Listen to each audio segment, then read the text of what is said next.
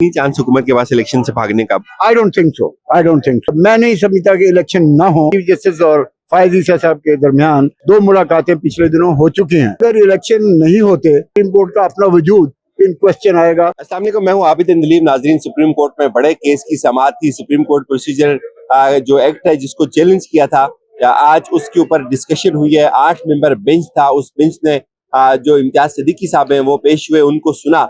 पहले तो ये गुमान किया जा रहा था कि 10 मिनट के अंदर अंदर ये नोटिस जारी करके बेंच उठ जाएगा, लेकिन ऐसा नहीं हुआ और ये समाअत तकरीबन 1 घंटा और 22 मिनट तक चलती रही। और उसके बाद जब एक वकील के तमाम दलाइल मुकम्मल हुए तो फिर चीफ जस्टिस साहब ने ये कहा कि हम इसके ऊपर अपने साथी जजेस के साथ मुशावरत करके एक शॉर्ट ऑर्डर जारी करेंगे। बहुत सा सबसे अहम और टेक्निकल सवाल इसमें यह है कि क्या सुप्रीम कोर्ट आज उस एक्ट को सस्पेंड करने जा रही है, मुअत्तल करने जा रही है इंटरिम ऑर्डर के जरिए। तो इसके ऊपर एक सबसे मोतबर राय मोहम्मद इकराम चौधरी साहब हमारे साथ हैं। सर, आपने खुद समाअत सुनी। सवाल मेरा बड़ा सादा सा है। मुझे ये लगता है कि सुप्रीम कोर्ट आज जिसको सस्पेंड कर देगी, उसकी वजह आप बताएं कि क्यों करेगी। देखिए, बुनियादी तौर पे ये समझने की जरूरत है कि जो बिल था अब तकरीबन एक्ट बन चुका और प्रेसिडेंट के पास चला गया। 10 दिन के अंदर अंदर चाहे प्रेसिडेंट साइन करे या ना करे, इसने कानून की हैसियत इख्तियार कर लेनी है। ऑलरेडी हमारे पास हसबा बिल जो था KPK का, वो अल्टीमेटली सस्पेंड हुआ और गवर्नर को डायरेक्शन भी दी गई रेफरेंस में। मेरा ये ख्याल है कि क्योंकि ये कानून बनने जा रहा है और नोटिफाई होना है इसने गवर्नमेंट की तरफ से, ये जरूरी होगा कि गिवन सर्कमस्टांसिस में इसको एक्ट नोटिफाई होने से पहले सस्पेंड करने के हवाले से सुप्रीम कोर्ट कोई ना कोई फैसला करे। क्योंकि चीफ जस्टिस साहब ने ये कहा कि हम ब्रदर जजेस के साथ बैठ के इस मामले में गौर व फिक्र करेंगे और मेरा ये ख्याल है कि एक ऑर्डर जो है वो डेफिनेटली आज ही किसी वक्त या कल तक जारी हो सकता है। और प्रोसीडिंग चूंकि उन्होंने कहा है कि दिन कम है और हम इसको प्रॉपरली सुनना चाहते हैं इस केस को, तो मेरा ये ख्याल है कि ये सारी सूरत हाल बता रही है कि ये अब मामला प्रोसीडिंग्स का ईद के बाद जाएगा।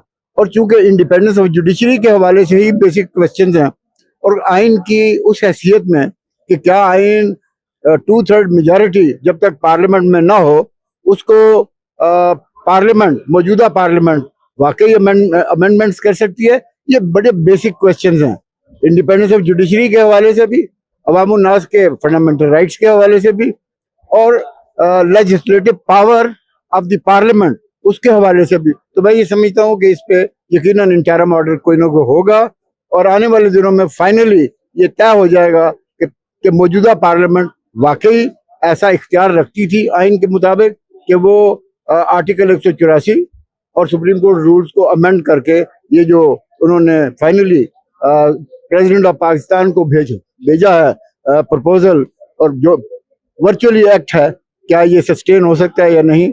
मैं समझता हूँ कि सुप्रीम कोर्ट ने इसको बर वक्त टेक अप करके पाकिस्तान में जहाँ तक जुडिशरी की अपनी इंडिपेंडेंस है, कॉन्स्टिट्यूशनल रूल और रूल ऑफ लॉ, उसके लिए इंतहाई मुस्तासम कदम उठाया है। It's excellent now.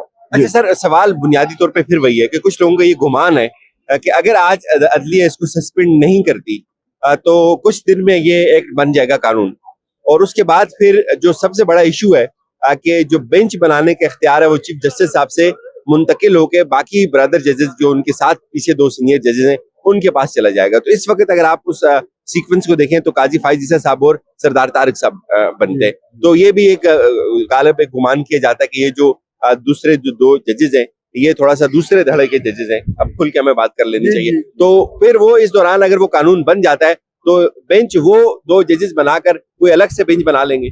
देखिए, ये इशू जो है अदलिया में जो तकसीम की एक नजर आ रही है, ये काबिल अफसोस भी है और इसको इंटरनली हल करने की तरफ मजीद तवज्जो की जरूरत है। जबकि चीफ जस्टिस और फायज ईसा साहब के दरमियान 2 मुलाकातें पिछले दिनों हो चुकी हैं।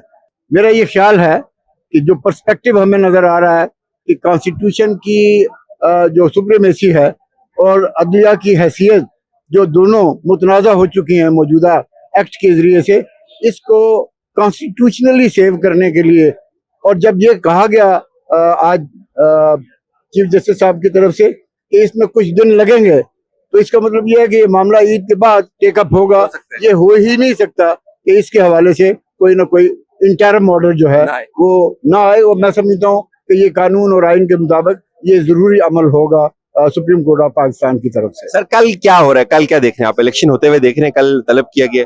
मेरा ये ख्याल है कि ये मैं नहीं समझता कि इलेक्शन ना हो। ये जो भी रियासत के अहम ओहदेदारान को कल तलब किया गया है, जिसमें स्टेट बैंक भी है, फाइनेंस मिनिस्ट्री भी है, 4-5 लोगों को बुलाया गया है। कल चेंबर में यकीनन एक मैसेज और पॉजिटिव एक ऑर्डर होगा और आने वाले दिनों में I am sure there would be elections and election would be held. अगर इलेक्शन नहीं होते तो इसका मतलब ये होगा कि सुप्रीम कोर्ट का अपना वजूद इन क्वेश्चन आएगा। मेरा ये ख्याल है कि वो स्टेज नहीं आएगी। कोई लोग जेल भी जा सकते। देखिए डेफिनेटली अगर वो वायलेशन का यही अमल जो इस वक्त जारी है और बड़े जोरों शोर से जारी है, तो मेरा ये ख्याल है कि जेल जाना कंटेम्प्ट ऑफ कोर्ट के हवाले से भी, और अगर प्रोसीडिंग फर्दर चली तो ये आर्टिकल 5 और 6 की तरफ भी जा सकता है। वो सुप्रीम कोर्ट ने और चीफ जस्टिस ने रेस्ट्रेंट एक्सरसाइज की है अब तक, and that is I think well with in the parameters in the given environment and circumstances. जो चीज जरूरी थी वही की जा रही है और मेरा ये ख्याल है कि ये कॉन्स्टिट्यूशनल रूल के लिए पॉजिटिव एफर्ट है। पूरी असम्बली नायल हो सकती है, काबीना। देखिए कानून तो यही है कि prime minister and cabinet that is the federal government. अगर बात यही है जिस तरह उन्होंने कहा कि फेडरल गवर्नमेंट ने पहले तय किया, यानी कैबिनेट के अंदर मामला रखा गया, वहां तय हुआ और उसके बाद पार्लियामेंट को भेजा गया, तो इस नाते से अगर देखा जाए तो कानूनी तौर पर वो इसकी जद में आते हैं। There is no reason to really leave any space in that. Any chance हुकूमत के पास इलेक्शन से भागने का? I don't think so, I don't think so. They are going to be bound. और कल आप देखेंगे कि क्लैरिटी आएगी, क्योंकि सुप्रीम कोर्ट ऑफ पाकिस्तान कुछ नहीं कर रही मासवा इसके कि कॉन्स्टिट्यूशनल रूल और कॉन्स्टिट्यूशन की ओबीडियंस इसको इंश्योर किया जाए।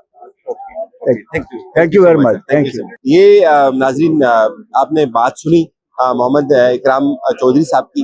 तकरीबन जितने भी सीनियर तरीन लोग हैं सुप्रीम कोर्ट के अंदर, वो दो चीजों के ऊपर कन्विंस्ड है।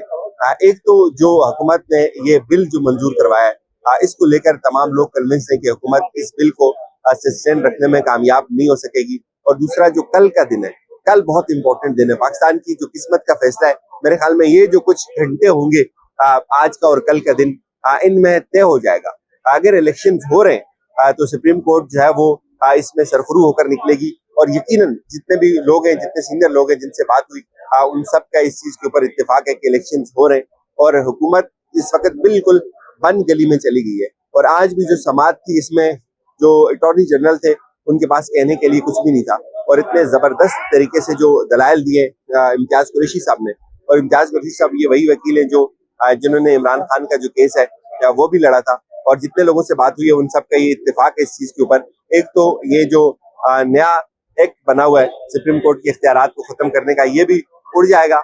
और दूसरा जो कल इलेक्शन का मामला है, सुप्रीम कोर्ट इलेक्शन से 1 इंच भी पीछे नहीं हटेगी। इजाजत दीजिए, अपना ख्याल रखिएगा। खुदा हाफिज़।